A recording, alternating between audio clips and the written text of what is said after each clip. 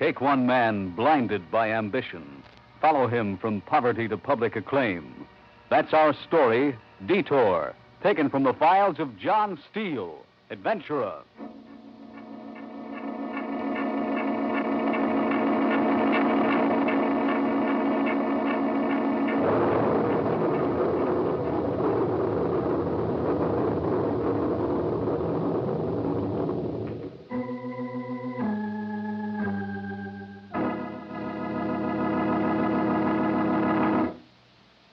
Hello, friends. This is John Steele. Very often, my guests take you to far-off places of foreign scenes and intrigue. But this week's story takes place right here in the middle of a large city. Because, as I've mentioned on other occasions, adventure can take place anywhere. Yeah, that's right, even in your own backyard. That's why I know that everyone has at least one adventure worth telling. Now, I knew Steve Malden's father many years before Steve was born, so his story has a special interest for me. And here's Steve Malden to tell you about it himself. Steve? I've always been an ambitious guy. I wanted to make a lot of money. My dad did, only he wasn't careful with it, or else he trusted the wrong people. Anyway, Dad died when I was 5, and Mom and I moved to the Lower East Side, to the ghetto of the city.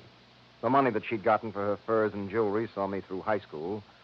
Working and going to school after that was a full-time schedule. I wanted to be a lawyer. I got to be one, too, although it didn't leave me much money for any social life. My buddy Eddie and I had always hung around together pretty much, just the two of us, talking, taking long walks.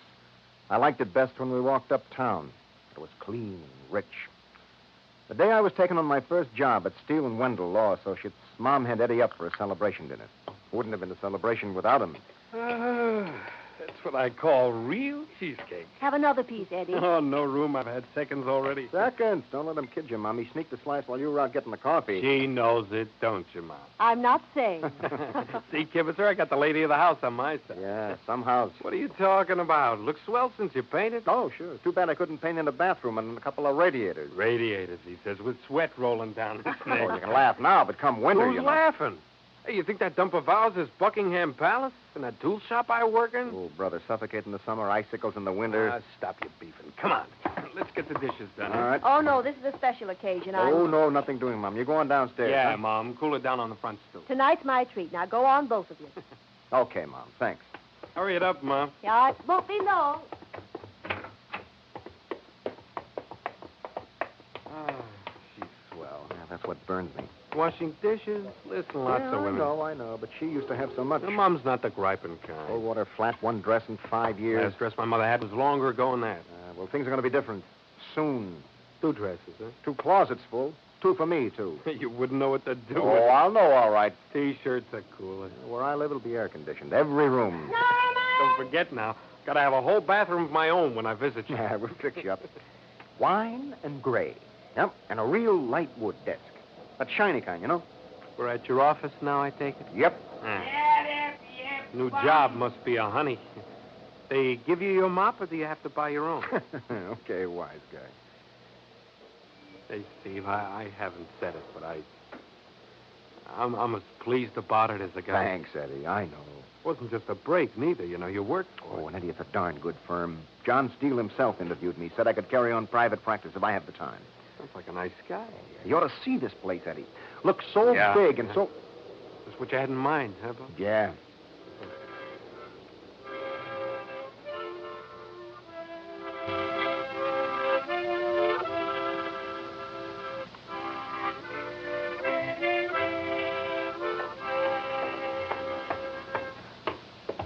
Hi, Mom. Took down some nice, refreshing hot air. Any requests?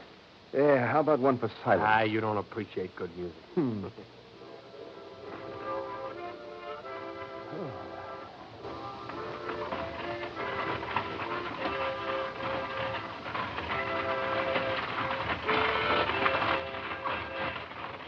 Hi, Abe. Hello, Abe. Oh, they sure could use a new push cart. He waved you too, Stephen. All right. So I'm too tired to wave at everybody goes by. Abe's a nice old gent. We thought of it. He was looking the other way when we were sneaking hunks of ice from his cart, remember? Now, those push carts are a menace. Abe's out working more than usual lately. And he could use a clean shirt, too. His wife has cancer. Takes A lot of dough. We have 2 fans, Stephen. Perhaps Sure, Mom. the place is so poorly ventilated. Yeah, I'll take it up to her tomorrow. Well, better get home and help. Penny, big deal. Yeah. Probably clean up all of 50 cents. If that. Ah, what the heck? I get a kick out of seeing That's them. what counts, isn't it, Eddie? Sure, Ma. It helps. And besides, they appreciate my harmonica playing, see? Mm. Yeah. Well, thanks again, Mom. Swell party. We always like having you, dear. See you tomorrow, Steve. You didn't say good night. Hmm? Good night, boy. Night. You look like your father when you frown, Stephen. Well, that's good. I want to be exactly like Dad. Yes. You don't sound so happy. Success in business isn't everything, son. It's a lot. It makes a difference. Get up and right face you one.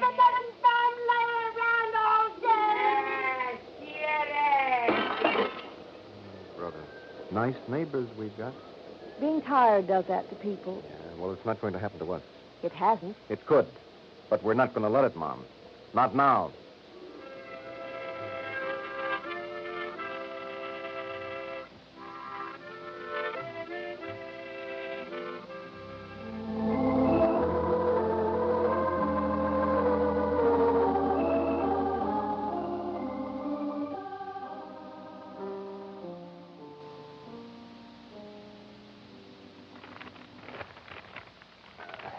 Hey, what's going on here? Yeah. Oh, hiya, boy. Look, put your finger on this string here, will you? Well, sure, it's crime. What gives? We're moving.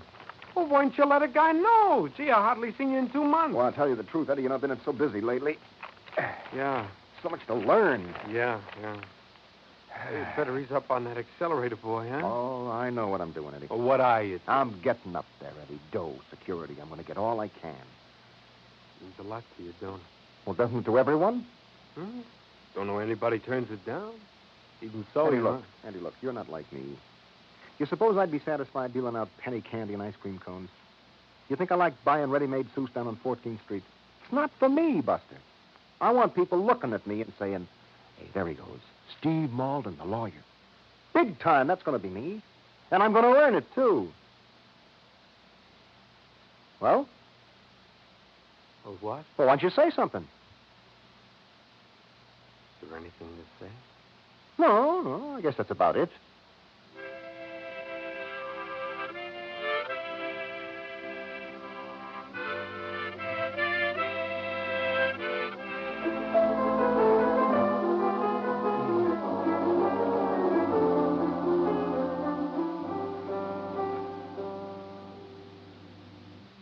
After we moved uptown, I lost all control of time.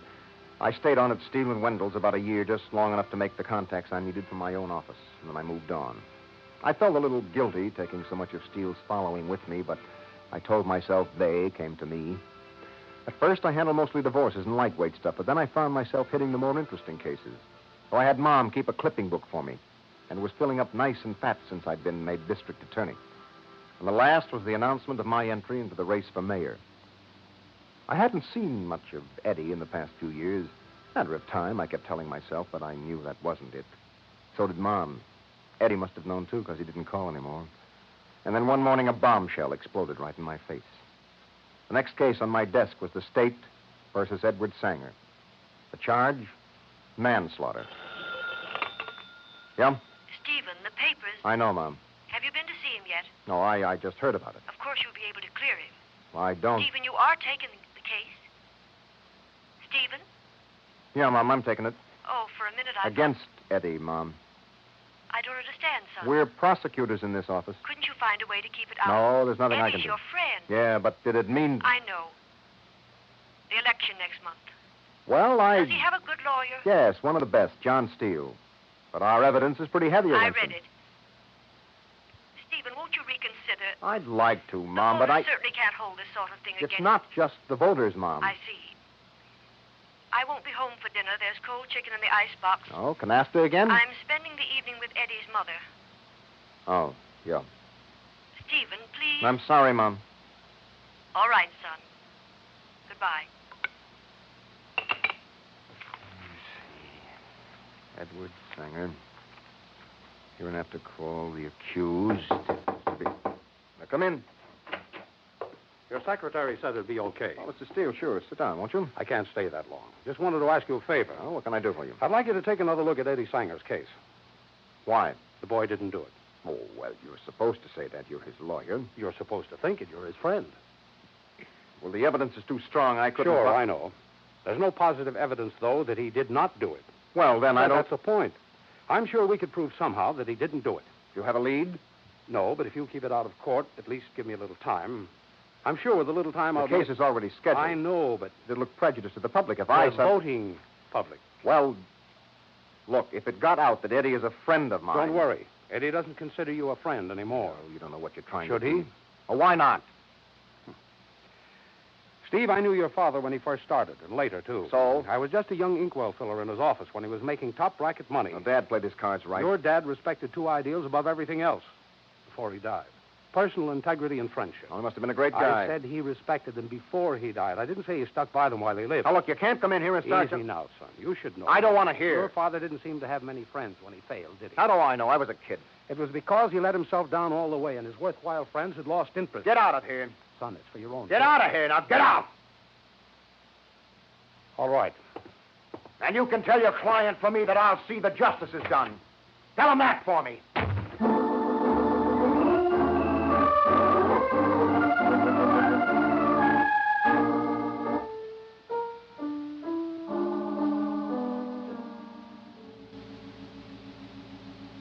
I'm interested in only one thing, Eddie, that the court hears your true story. Remember, you're here under oath. Yes, sir. Eddie, suppose you tell us what happened on the night of December 20th. Well, I was working overtime. Will you tell the court what your work is? I'm a tool maker. You make screwdrivers, hammers, and wrenches. Is that right? Yes, sir. Go on, son. Well, like I told you yesterday, Mr. Steele, I was at the shop later than usual that night. How late? After dark? Oh, sure, about 10, I guess. Anyway, I was interested in this here new kind of wrench we're making. I wanted to take it home to study for weight and stuff, so I stuck it in my locker while I took my shower. And when I came out, Just one moment, Eddie. Was there anyone else in the locker room with you? Nobody but me was in the shop that I know Objection, Your Honor. That is speculation on the defendant's part. Objection sustained. Go on, Mr. Sanger.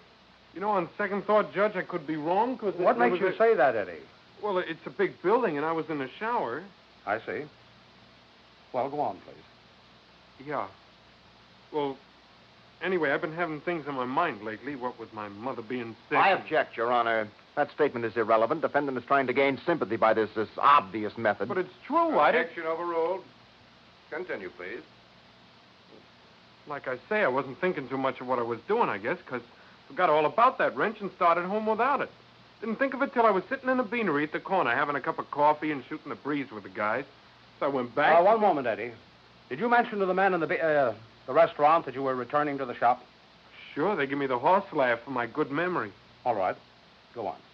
Well, I went around the back way this time. I get to my locker, and the wrench ain't setting sideways on the shelf like I left it. The wrench was gone? No, it was there all right, but it moved. This time it was facing the front of the locker. Eddie, what did you do then? Stuck it in my pocket and started out. I only got to the front entrance when I almost fell over the big guy lying in the doorway. Thought he was drunk. Anyways, as I was bending over to look at him closer, I thought it might be somebody I knew. Wrench slid out of my pocket. I was just picking it up when a cop come around the corner. The tall guy on the sidewalk, and then he saw something I hadn't noticed. There was blood on the edge of the wrench. It must have got that way falling near the guy, because the top of his head was all mashed in. Objection. Your Honor, this is pure supposition on the part of the defendant. Objection sustained. That's fine, Eddie. I think that'll be all for now. Just one moment, Mr. Sanger. I would like to clear up one small point. I gather that you work at night very often. Is that true? Yeah? Are there many other men who work overtime? No, none of the guys do. They're all commuters from Hoboken. Then it is reasonable to assume that no one else was there the night of the attack. Objection, Your Honor. Sustained. All right, let's put it this way, Eddie. Did you actually see anyone or know of anyone who was in the building or near enough to kill the man inside the doorway? I didn't see nobody, but... You're under oath, Mr. Sanger. Gosh, I think... Of course, there are rats making noise. But did you actually hear anything? Well,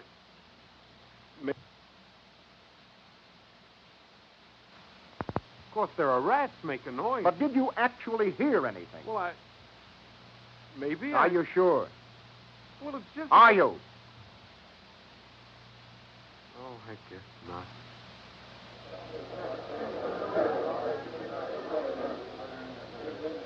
Nice going, Mr. Mayor. I think so.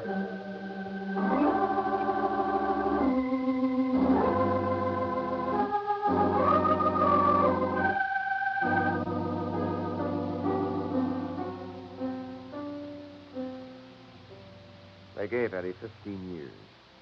He looked so small and white leaving the courtroom, I wanted to go over and say something to him, but Gerber, my campaign manager, was there, and it wouldn't have looked right. There was that same puzzled expression on Eddie's face I'd seen when we were kids. The time the rich boy kicked him for dragging his white pup out of traffic because Eddie's hands were dirty. Well, the election looked good. The papers on our team played up the quick conviction, as Gerber had said they would, all except Jimmy Cranen on the Star Herald, who was always beating a drum for some cause or other. I could have dragged the trial out longer if I'd looked into a little thing that occurred to me, but like I say, fast trials are cheaper, and it made the boys at campaign headquarters happy, so I didn't bother. Mom didn't talk about it, but I knew she was seeing Eddie every visitor's day. I could tell. Well, it's a fine thing. I take my mother to the best restaurant in town, and she doesn't even eat. I'm just not hungry. Oh, sure you are, Mom. Now let me order you something else. No, this is fine. Well, why don't you say it? You really want me to? No. He's so little. He always was. Oh, I don't know, 5'6". That's not what I meant. Yeah. He looks so hurt, so bewildered. Mom, look, I'd rather All not... those people accuse Eat him. your dinner. I can't believe Mom, will you please? Oh, Eddie, he couldn't. I was only doing my duty. I know he didn't. Mom, will you stop? Can't believe it. Now, stop it, Not please. in him. It just isn't. Stop it. Stop it. Yes. Oh, shut up. Why? You were right on the ball there, Stevie. That last run-through was a godsend. What's his name? Sanger. Will you knock off? Yeah, what could be sweeter? Time like this. This food will hold out. Boy, oh, boy. What, headline? Yeah. Yes, sir, that's what I call cooperation. Every paper we counted on came through. How about the Star Herald? Ah, that Cranen's a crank. Always got a cause. Yeah. But Steve, don't... I got to remind you again, the boys at campaign headquarters don't like Cranen. A lot of people read the Star Herald. Steve, like I said... Okay, Gerber, okay.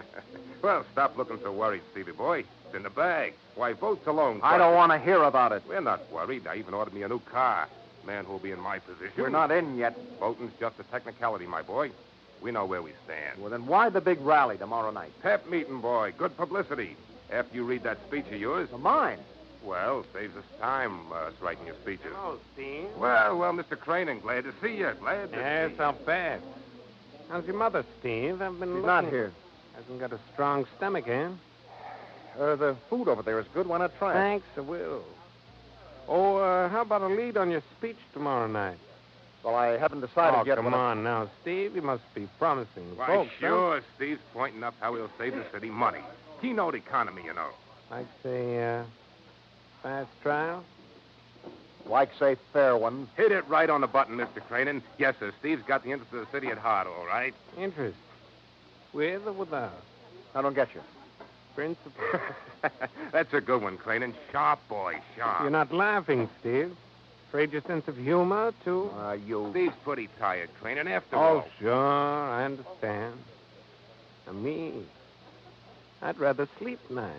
Meaning I don't. Meaning you used to be able to. Didn't you? Come to think of it, Cranen, you don't look so hot. Now, I'd recommend lots of fresh air. Outside. Come to think of it, Steve, you're right. I could use some clean air.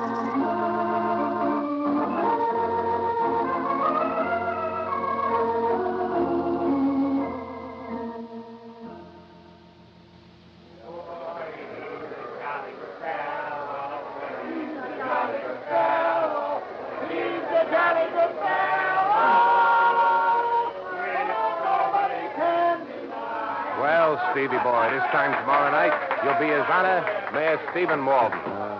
Yep, the boys have got great plans, man. I'll bet. Headquarters get your speech? I've got it. Fine. place is jammed. I hope I do all right. Nothing to worry about, Steve. Got our boys spaced every 10 feet.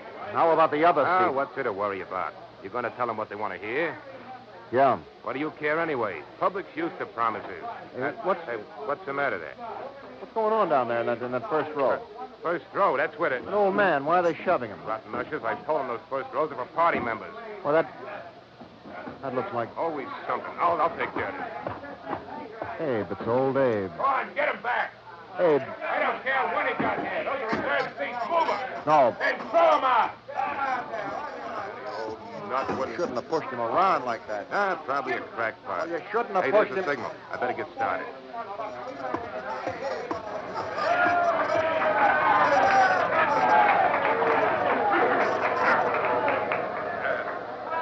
Ladies and gentlemen, for years now, you've been waiting for the kind of man you wanted for your city mayor. Today, he is here and ready.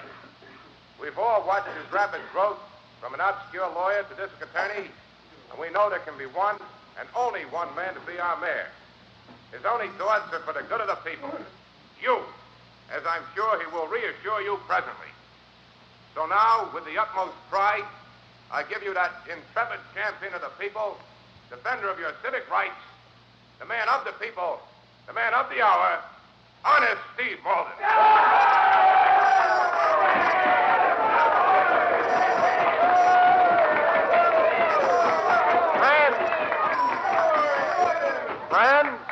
Friends, party members, this is indeed a day that I shall remember the rest of my life. Now, I've heard a lot of speeches made by people who were running for office. So I know just what you want to know. You ask, what about you when I am mayor of our great city? All right. You may be sure that you will be first on the list. Your own welfare, individually, is the way my term will be governed. I was born in this city. I know all parts of it.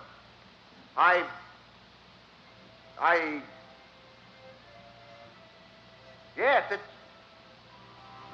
it's the individual that counts. The individual, it's the individual. Steve, what's the matter? No, I can't. Steve, what are you doing? Steve, what's got into you? Back. You lost your mind? Get back, I said.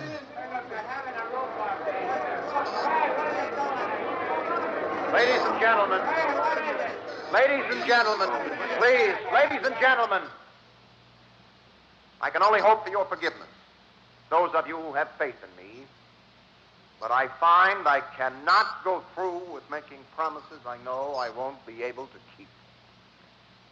I would like to have been your mayor. Few men would turn down such an opportunity. But it means I wouldn't be able to guide you fairly because of commitments to those who put me in office. I don't know when it happened, but somewhere along the line I seem to have misplaced my integrity. And that's something a man needs if he's going to live decently with others. And mostly with himself. Somebody stop him. And so, I withdraw my candidacy.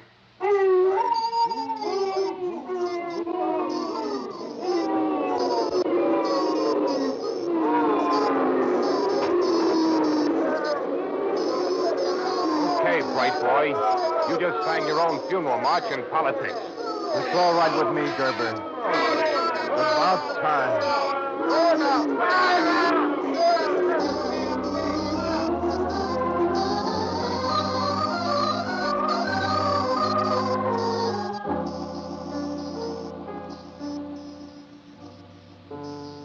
I stood in the thin rain outside the back of the auditorium until all the angry voices were gone and the big building was dark.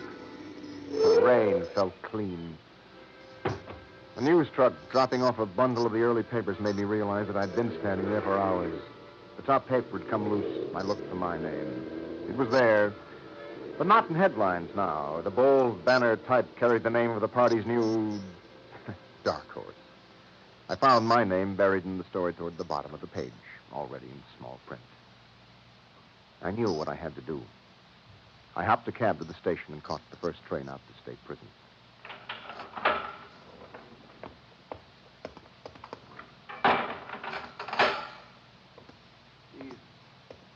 Hi, Eddie. Eddie, Okay, fella. Have a seat. Thanks. Fixed yourself up good last night, didn't you? Seen the papers, huh? Guard let me see his a minute. Played up the new man a lot more. Oh, yeah, they don't waste time. People forget quick.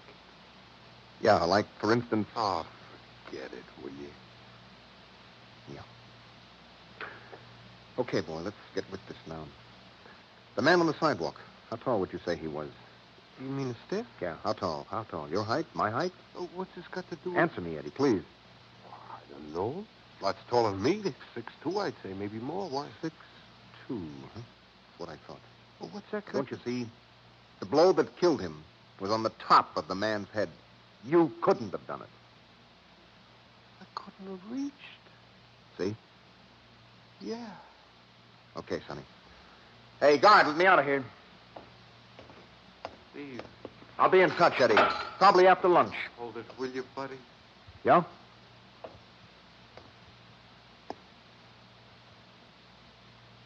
See you. Yeah. Yeah, you bet.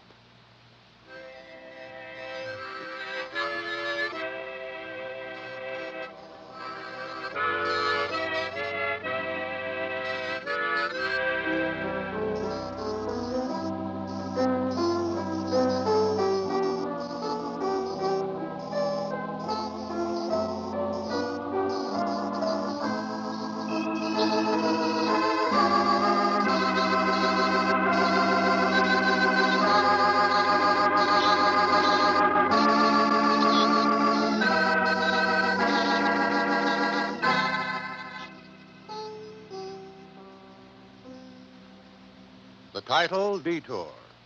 The story of a man who almost traded his personal integrity for an empty success. And if you like Steve's story, friends, why not come back next week? I'll have a man who was trapped in the red sands of hate. I like to call it Box Canyon. So until next week, this is John Steele saying, a life of adventure is yours for the taking, wherever you find it. Only don't look for it. It'll find you. Well, so long and good hunting.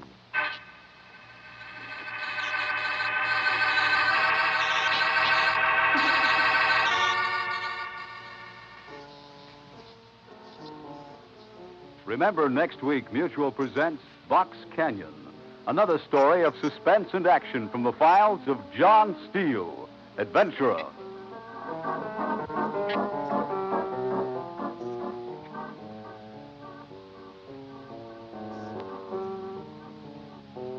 This is the world's largest network, the Mutual Broadcasting System.